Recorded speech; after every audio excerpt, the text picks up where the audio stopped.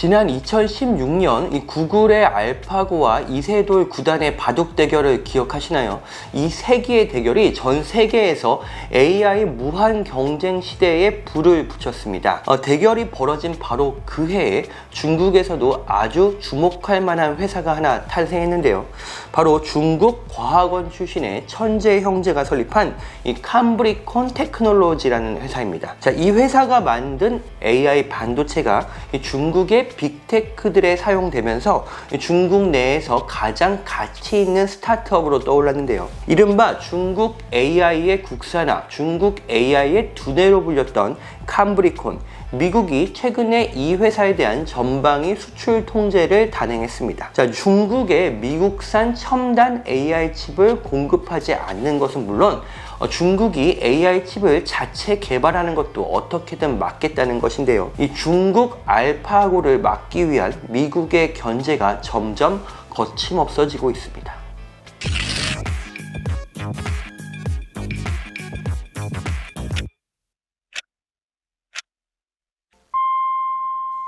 안녕하세요. 서울경제신문 워싱턴 특파원 윤홍우입니다. 고생대에 캄브리아기라는 시절이 있었습니다. 이때 캄브리아기 대폭발이라는 사건이 일어나는데요. 이 다양한 종류의 생물들이 갑작스럽게 출현을 하면서 지금 현존하는 생물군까지 이어진 지구 역사의 어떤 전환점이 된 현상을 말합니다. 중국의 AI 반도체 회사 이 캄브리콘이 바로 이 캄브리아기에서 따온 이름입니다. 인공지능의 대폭발 시대를 주도하겠다는 겁니다. 앞서 말씀드렸듯이 중국 과학기술연구의 정점이라고 할 수 있는 중국 과학원 출신 연구원들이 설립한 회사인데요. 실제로 이 회사가 창립한 지 1년 만에 10억 달러 이상의 가치를 가진 유니콘 기업이 됐고요. 이 자체 개발한 AI 칩을 화웨이나 알리바바의 스마트폰이나 클라우드 서버 등에 탑재하면서 주목을 받기 시작했습니다. AI 칩 분야에서 전 세계 1위, 미국을 대표하는 기업은 엔비디아인데요. 이에 맞서는 중국 기업이 캄브리콘이 될 것이라는 전망까지 나오던 상황이었습니다. 이 기업은 실제로 엔비디아보다도 더 많은 특허를 보유하고 있는 것으로 알려져 있습니다. 물론 이렇게 급속히 성장하게 된 배경에는 중국 정부와 중국 자본의 전폭적인 지원이 있었습니다. 중국의 산업 고도화 전략이죠. 중국 제조 2025에서 아주 막중한 비중을 차지하고 있는 것이 바로 이 AI입니다. 2017년에 발표된 중국의 차세대 AI 개발 계획을 보면요. 중국 내에서 1,500억 달러, 우리 돈으로 약 200조 원가량이 되는 AI 내수 시장을 키워내는 것을 발판으로 전 세계 AI 리더에 오른다는 목표가 설정되어 있습니다. 구체적으로 2020년까지 AI 기술 분야에서 미국을 따라잡고 2030년에는 미국을 완전히 제쳐서 세계 정상에 오르는 것이 중국의 AI 시간표입니다. 이 같은 중국의 전략이 실제로 점점 현실화하는 것에 미국은 상당한 위협을 느낀 것 같습니다.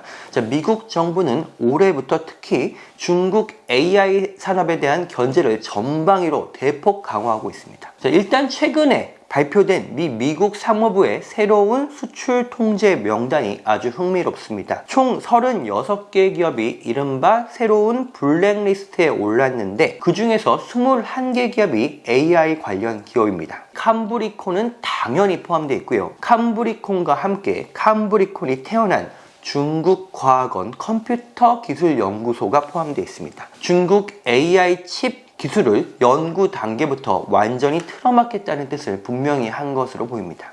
미국 정부는 특히 이 AI 칩 관련 21개 기업에 해외 직접 생산품 규칙, 즉 FDPR을 적용했는데요. 이는 미국이 다른 나라에서 만든 제품이라도 미국산 소프트웨어나 장비, 또 기술을 사용했다면 사실상 수출을 금지하겠다는 뜻입니다. 쉽게 말해서 삼성전자의 메모리 반도체도 이 생산 과정에서 미국 장비가 사용된 만큼 이들 중국 AI 칩 관련 기업에는 수출하지 못한다는 뜻인데요. 미국이 화웨이나 우크라이나를 침공한 러시아에 대해 사용했던 방식으로 이 수출 통제 조치 가운데 가장 강력한 조치로 꼽힙니다. 자, 이에 앞서서 미국 정부는 지난 8월 말에는 미국산 첨단 AI 반도체에 대한 대중 수출을 금지했는데요. 이 AI용 반도체의 양대 산맥이죠. 엔비디아와 AMD가 첨단 반도체 수출에 대중 수출길이 막히면서 날벼락을 맞았습니다.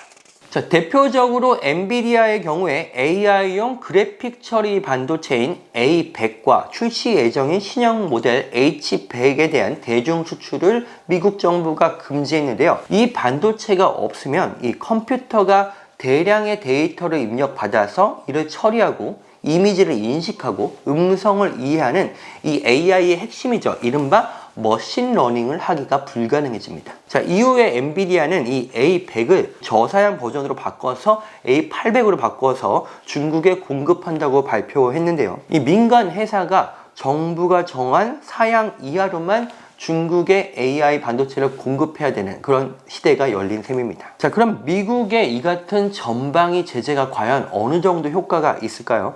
지금까지 보면 이 통신 장비를 만드는 화웨이나 이 반도체를 만드는 SMIC 같은 기업들이 미국의 고강도 제재 이후에 상당한 타격을 받은 것이 사실입니다. 자, 하지만 이 AI만큼은 중국의 저변을 꺾기가 그렇게 쉽지는 않을 것이다 라는 분석도 나옵니다.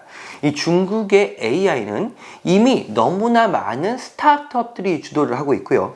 이 중국 내수 시장 자체가 워낙 큰데다 AI의 영역도 너무 넓습니다. 또 중국 대학과 연구소들의 기술력이 미국과 큰 차이가 없는 것으로 평가되고 있기 때문입니다. 자, 저는 앞으로 이 중국 AI가 미국의 제재를 버텨낼 것인가 이걸 판단할 척도로 중국 기업 하나를 주목해 보고 싶은데요. 지난해 이 미국의 블랙리스트에 올랐음에도 이 홍콩 증시 상장에 성공했던 센스타임이라는 회사입니다. 지금도 뭐 주가가 1년 동안 폭락하는 등 상당한 시련을 겪고 있기는 하지만 이 미국의 제재 속에서도 홍콩 자본을 유치했다는 것 자체가 이 기업이 가지고 있는 본질적인 경쟁력을 입증하기 때문입니다. 자, 이 안면 인식 분야에서는 세계 최고의 기술력을 갖고 있는 것으로 평가되는데요. 하지만 이 미국 정부에 따르면 이 신장 위구르 인권 탄압에 이 기술이 사용됐다는 의혹도 받고 있습니다. 미국과 중국의 AI 경쟁. 자, 혹자는 달을 향한 미국과 러시아의 그 무한 경쟁, 그리고 핵무기 경쟁보다도 미국과 중국의 AI 경쟁이 더 치열하고 더 끈질기고 앞으로 세계 패권을 좌우할 것으로 분석하기도 합니다. 윤홍우의 워싱턴 24시 다음 시간에 다시 찾아오겠습니다.